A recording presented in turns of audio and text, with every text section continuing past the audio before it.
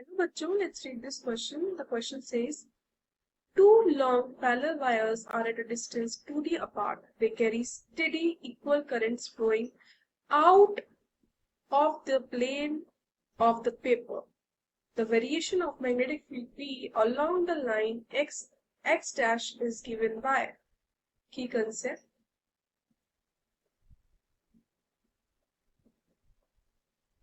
Magnetic field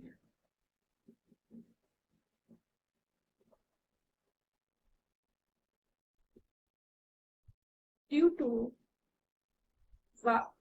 a long wire. जो magnetic field due to a long wire वो होता है V equals to magnetic field equals to mu naught I by 2 pi R. I है जो current flow कर रहा है उसमें से और R है वो डिस्टेंस फ्रॉम दैट वायर जिस डिस्टेंस पे हम मैग्नेटिक फील्ड देख रहे हैं. अब क्वेश्चन में हमें गिवन है कि दो लॉन्ग पैरेलल वायर्स हैं जो कि 2D डिस्टेंस वो है एक दूसरे से और जो करंट है वो out of the plane of the paper है. तो out of the plane of the paper है, जैसे ये out of the plane of the paper है, ये हो गए हमारी दो करंट कैरिंग वायर्स जो कि 2D डिस्टेंस अपार्ट है. दोनों के बीच में 2D डिस्टेंस. तो अगर हम यहाँ पे रीजन्स बना लें, ये हो गया first region, second region, third region और ये हो गया फोर्थ रीजन. सबसे पहली चीज जो मैग्नेटिक फील्ड होती है due to a long wire होती है mu naught I by 2 pi R. मतलब कि जो मैग्नेटिक फील्ड है वो इनवर्सली प्रोपोर्शनल है आर के. तो अगर हम मैग्नेटिक फील्ड निकालें एट ये जो डिस्टेंस है ये 2D है पूरा, तो हम किसी पॉइंट x पे, ये यहाँ पे कोई पॉइंट x है, ये 0 है, ओरिजिन मान लेते हैं इसे, ये किसी पॉइंट x पे है. अगर ये डिस्टेंस x है तो ये डिस्टेंस 2D माइनस x हो जाएगी. अगर पॉइंट x पे हमें नेट मैग्नेटिक फील्ड निकालनी है तो वो कैसे निकालेंगे? हम अगर जो एक वायर को हम A नाम दे देते हैं, ये वायर A हो गई, ये वायर B हो गई. अगर हमें वायर A की वजह से रीजन 2 में या फिर बोल सकते हैं at point X magnetic field की डायरेक्शन देखनी है तो हम क्या करेंगे? जो राइट हैंड का थंब है उसको अलाइन कर देंगे करंट के डायरेक्शन में और फिंगर्स को कर्ल करेंगे टुवर्ड्स पॉइंट X.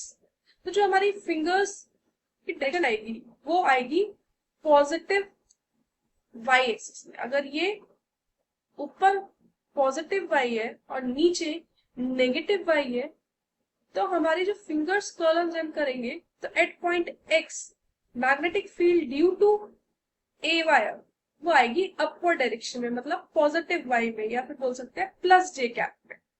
और अगर हम वायर B की वजह से देखेंगे, अगेन राइट हैंड के थंब को करंट के डायरेक्शन में अलाइन करेंगे और at point X magnetic field की डायरेक्शन देखेंगे, फिंगर्स कर्ल करेंगे तो जो फिंगर्स पॉइंट करेंगे वो डाउनवर्ड डायरेक्शन में पॉइंट करेंगी, मतलब नेगेटिव y, मतलब माइनस j कैप में पॉइंट आउट कर रही है. तो direction due to wire B minus j cap में होगी और due to wire A plus j cap में होगी. तो हम net magnetic field at point X निकाल लेते हैं. कितनी होगी? दोनों वायर्स की वजह से, A की वजह से भी और B की वजह से भी. तो सबसे पहले A की वजह से लिखते हैं mu naught I by 2 pi x. ये तो मैग्नीट्यूड होगा. डायरेक्शन A की वजह से थी अपवर्ड, मतलब कि प्लस j कैप में, और B की वजह से थी डाउनवर्ड में. तो पहले मैग्नीट्यूड लिख देते हैं mu naught I by 2 pi 2D minus x. Point X का जो डिस्टेंस होगा वायर B से होगा 2D माइनस एक्स और जो डायरेक्शन थी मैग्नेटिक फील्ड की तो वो होती माइनस j कैप. तो नेट मैग्नेटिक फील्ड हमारा आएगा at point X mu naught I by 2 pi common हो गया, अंदर बचा 1/x minus 1/2d minus x और j कैप। अगर हम at x equals to d पे चेक करें, जब हमारा वो जो पॉइंट है x दोनों वायर्स के मिड पे होगा, तो क्या होगा? तो at x equals to d जो नेट मैग्नेटिक फील्ड होगी वो हो जाएगी 0। अब हम देखते हैं रीजन 1 में क्या होगा मैग्नेटिक फील्ड का। नेट मैग्नेटिक फील्ड की डायरेक्शन क्या होगी रीजन 1, क्योंकि ये तो हमें पता चल गया जो मैग्नेटिक फील्ड है वो इनवर्सली प्रोपोर्शनल है आर। और अगर हम आर को 0 रख देंगे तो मैग्नेटिक फील्ड इन्फिनिट हो जाएगी, इन्फिनिटी हो जाएगी मैग्नेटिक फील्ड। अब हम देखते हैं अगर हम पॉजिटिव वाई को पॉजिटिव माने और नेगेटिव वाई को नेगेटिव लेके चल रहे हैं, तो एट रीजन 1 ए वायर की वजह से जो मैग्नेटिक फील्ड होगी, अगर हम ए वायर की वजह से मैग्नेटिक फील्ड देखें रीजन 1 में, वो होगी अगर हम अपने राइट हैंड के थंब को अलाइन करें करंट के डायरेक्शन में, मतलब आउटवर्ड, तो जो मैग्नेटिक फील्ड फिंगर्स को कर्ल करेंगे तो मैग्नेटिक फील्ड आएगी डाउनवर्ड रीजन 1 में ए की वजह से, मतलब कि माइनस जे कैप, और बी की वजह से मैग्नेटिक फील्ड आएगी रीजन 1 में, वो भी डाउनवर्ड आएगी। तो मतलब रीजन में जो मैग्नेटिक फील्ड होगी वो नेगेटिव डायरेक्शन में होनी चाहिए, डाउनवर्ड होनी चाहिए, माइनस जे कैप में होनी चाहिए। अगर हम 2 रीजन में देखें तो ए की वजह से मैग्नेटिक फील्ड है अपवर्ड और बी की वजह से है डाउनवर्ड, पर जो सेकंड रीजन है वो ए के ज्यादा पास है, तो ए की जो मैग्नेटिक फील्ड है वो ज्यादा डोमिनेट करेगी वहां पे, बी की नहीं कर पाएगी।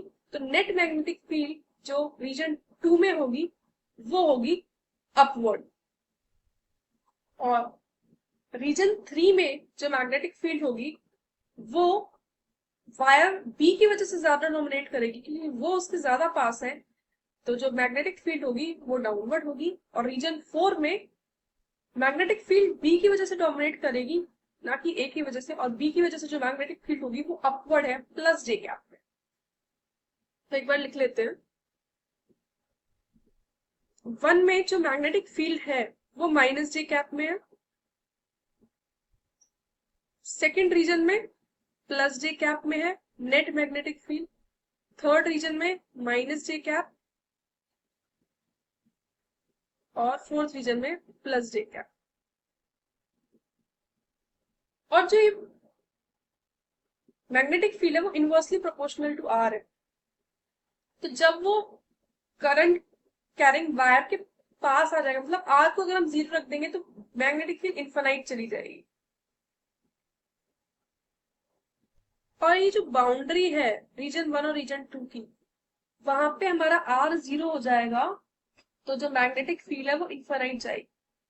और रीजन 2 और 3 की जो बाउंड्री है वो मिड पॉइंट है दोनों वायर्स का, तो वहां पे मैग्नेटिक फील्ड 0 हो जाएगा। अगेन रीजन 3 और 4 की जो बाउंड्री है वहां पे आर 0 हो जाएगा, तो मैग्नेटिक फील्ड इनफाइनाइट हो जाएगी। तो ये पैटर्न होगा। इस पैटर्न को सबसे पहले हम देखते हैं कि मिड पॉइंट पे 0 होना चाहिए, तो वो हो रहा है सिर्फ और सिर्फ ग्राफ ए में और ग्राफ बी में। ग्राफ सी और डी में ये नहीं हो रहा है, तो सी और डी कैंसिल हो गया।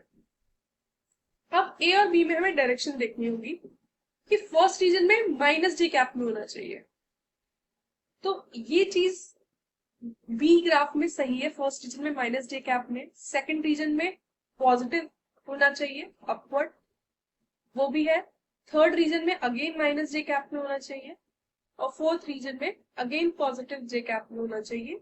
तो हमारा जो फाइनल आंसर है वो है option B. Hope you understood it well, best of luck.